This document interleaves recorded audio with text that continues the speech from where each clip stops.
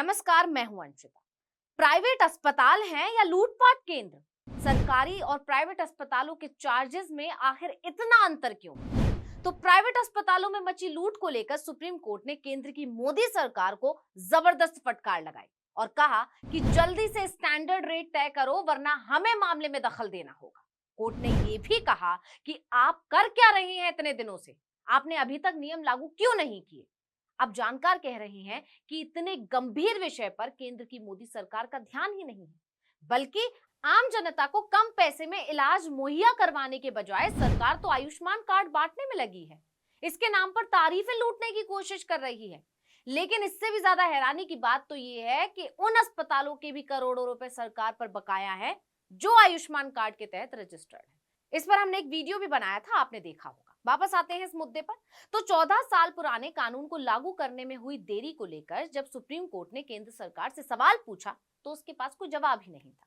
सरकारी अस्पताल और प्राइवेट अस्पतालों के रेट में कितना फर्क होता है आप सभी जानते हैं। उदाहरण के तौर पर इसे ऐसे समझिए कि अगर किसी व्यक्ति को मोतियाबिंद की सर्जरी करवानी है और अगर वो सरकारी अस्पताल जाता है तो वहां मात्र 10,000 रुपए में सर्जरी हो जाती है, और उसी सर्जरी के लिए अगर वो प्राइवेट अस्पताल जाता है तो 30,000 से लेकर 1,40,000 तक वसूले जाते हैं।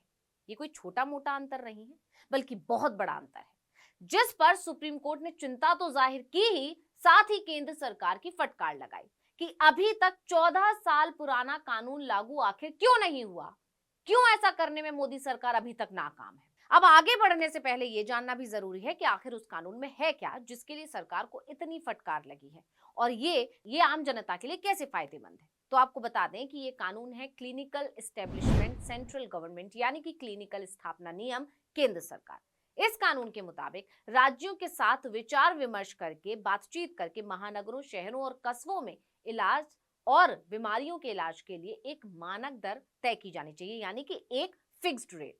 लेकिन मोदी सरकार को सत्ता में आए 10 साल हो चुके हैं और उसने अभी तक इस कानून को लागू नहीं किया।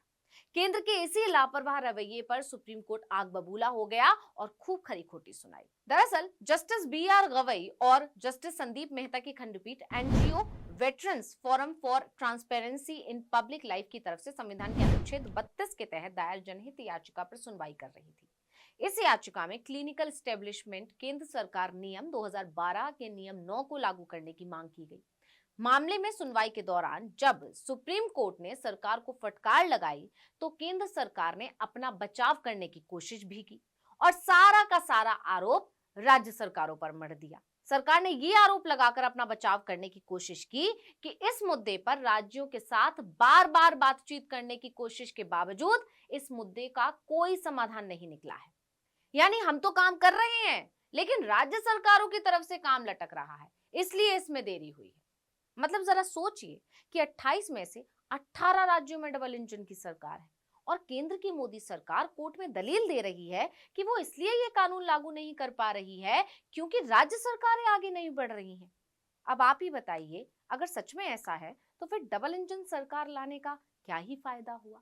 खैर, सुप्रीम कोर्ट में केंद्र सरकार की ये दलील तो नहीं चली, बल्कि कोर्ट ने साफ साफ कह दिया कि नागरिकों को स्वास्थ्य सेवा का मौलिक अधिकार है और केंद्र सरकार इस आधार पर अपनी जिम्मेदारी से नहीं बच सकती। कोर्ट ने कहा कि ये माना गया है कि नागरिकों को मेडिकल सहायता प्रदान करना राज्य का कर्तव्य है। 2010 का अधिनियम नागरिकों को किफायती मूल्य पर, यानी कि बहुत कम मूल्य पर मेडिकल सुविधाएं प्रदान करने के घोषित उद्देश्य से लागू किया गया। भारत संघ केवल ये कहकर अपनी जिम्मेदारी से नहीं बच सकता कि राज्य सरकारों और केंद्र शासित प्रदेशों को पत्र भेजा गया था और वो जवाब नहीं दे रहे हैं। इसके साथ ही अदालत ने केंद्रीय स्वास्थ्य सचिव को 1 महीने के अंदर मानक दर अधिसूचित करने के लिए राज्यों के अधिकारियों के साथ बैठक बुलाने का भी निर्देश दे दिया।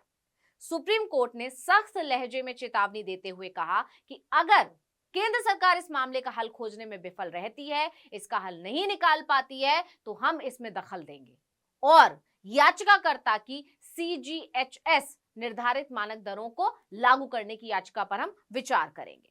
फिर आप देख लेना कि आपको क्या करना है। गौरतलब है कि सुप्रीम कोर्ट में एक एनजीओ वयोवृद्ध मंच for transparency in public life ने जो जनहित याचिका दायर की थी इसमें केंद्र सरकार को ये निर्देश देने की मांग की गई थी कि वो क्लिनिकल स्थापना नियम 2012 के नियम 9 के अनुसार मरीजों से वसूली जाने वाली फीस की दर निर्धारित करे।